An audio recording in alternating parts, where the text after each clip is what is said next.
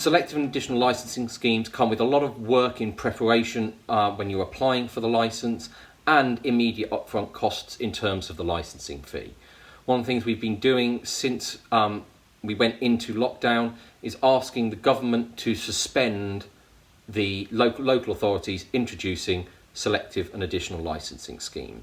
Now, government has suggested in its guidance to local authorities that local authorities that have not introduced their licensing scheme, and that's particularly ones that were due to come into force in April 2020, they have recommended to local authorities that they pause them.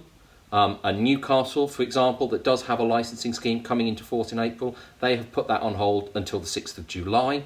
People can still apply, but they've put the requirements on hold. We're also asking that if you do have other local authorities that are introducing it, let us know at policy@propertymark.co.uk, and we will speak to your local authority as well. Some of the other things that local authorities are doing and have been recommended as good practice and best practice is give landlords a little bit more time to actually pay the licensing fee where they're struggling to pay it. Another one is relax some of the requirements around floor plan and the information required to submit the licensing application, because it may not be possible or practical to do those at the moment.